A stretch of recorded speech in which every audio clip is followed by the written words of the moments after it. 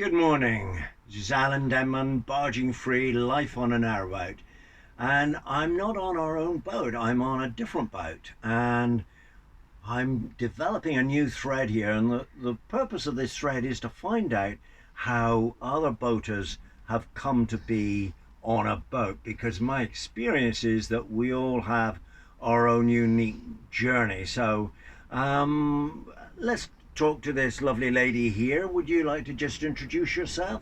Yeah, hi Alan. My name's Amanda, and I am living on a narrowboat with my two cats. One you might be able to see in the cratch over there, and it's lovely to see you.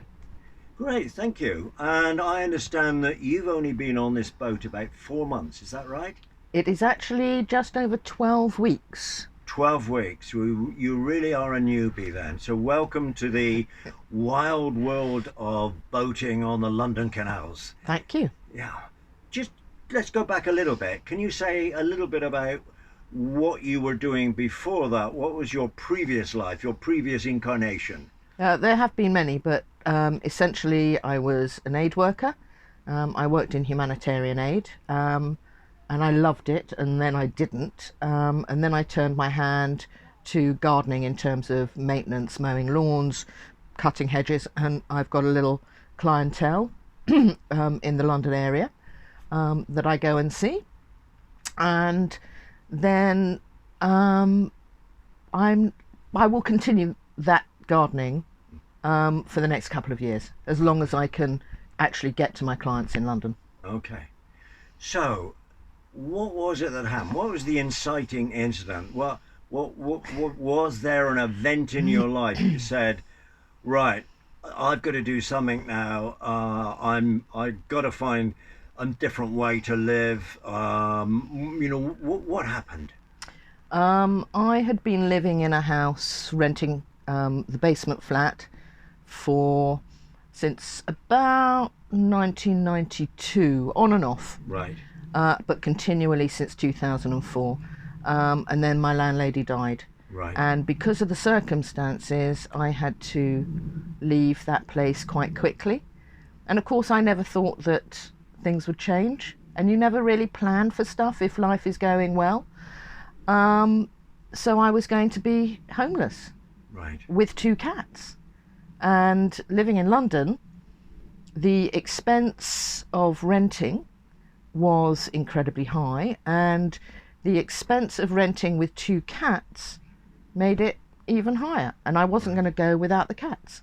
Right. So there was a little toing and froing and what am I going to do, and angst, and so it just came about, why don't I buy a boat?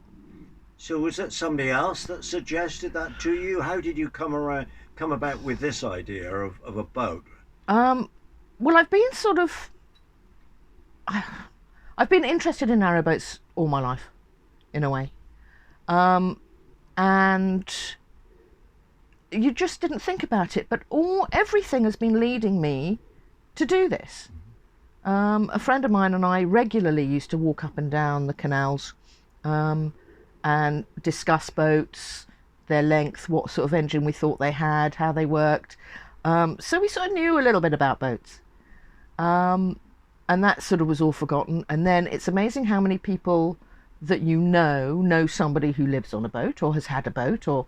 And suddenly it was a friend of mine phoned and she said, well, I've got a friend of mine who wants to sell a boat. Do you want it? And it's like, why don't I live on a boat? And then it became a very serious option very quickly. And were you terrified at the thought of getting a boat? Yes. Okay. I'm not the youngest of people. So I got some information. I started talking to people.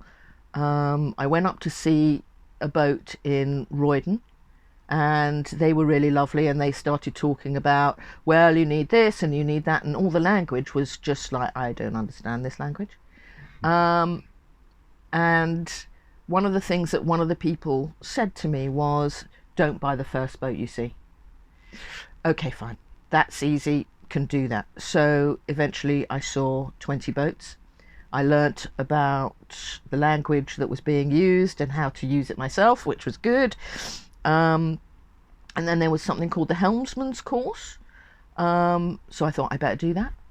So I did that. That was a 2-day weekend course, and that was brilliant. That was absolutely, it's like, you know what, I know I can do this. And eventually I bought this boat, Majestic, we call her Madge, and she was the first boat I saw up in Roydon after seeing about 20 boats. So, you know, she's bright, she's airy, she's got really large windows, which I love, and it's sort of like a blank canvas that I can eventually make absolutely my own. So that's how I came to buy the boat, Alan. Great. And how have you found it in the last 12 weeks then? Well, everybody said that winter was going to be horrendous, and that, you know, you'll be cold and you won't do this. And it's like, actually, I haven't found it that bad. Now, I don't know whether we just haven't had a winter yet. I learned how to light the fire. I don't have any hot water at the moment, so that's a bit of an issue. I can't figure out how to make that work. But boiling kettles, I've been going swimming in different swimming pools in the areas that I've been, because obviously I'm a constant cruiser. You know, if I desperately need a shower, I'll phone a mate or go up to my mum. So it hasn't been as difficult. It's not like, oh my God, I've got to get off the boat. It's like, can I go home now? Rather than, can I leave the boat? So you own your own home and you live in London? I own my own home and I live in London. How cool is that? Not too many people can say that, actually. No. A lot of people will never own their own home, especially millennials. About 1 in 4, 1 in 5 will actually own a flat or a home in London. The rest will have to rent or move elsewhere where it's affordable. Last question. What do you love most of all about your new life on the canals? That's a really difficult one, because so much. The cats are settled. They're sort of, actually, they like being on the boat now. There was a bit of an issue with them. So I've still got my cats. Yeah, okay, fine, cat woman. The people on the boats, they've been lovely. I mean, look at you. You were the ones who assisted me through the Islington Tunnel, and there, you know, we didn't know each other, we introduced each other, and it was just like, yeah, come on, you can do it with us. And it's like, thank you. And so I want to give that back at some point, but everybody has just been calm and quiet and just helpful. If you ask them a question, it's like, it's not like, oh my gosh, you know, that's a ridiculous question. It's much more about, how can we help you? And it's like, okay, fine. That's I think the nicest thing about being here. Brilliant. And one last thing, if you were to give a message to anybody thinking about buying a boat and adopting this very different lifestyle, what would be your message? If you've never owned a boat, do the helmsman's course. If you've never owned a boat, make sure that you get somebody down before you take the boat out to go through everything on the boat that might have a breakdown thing.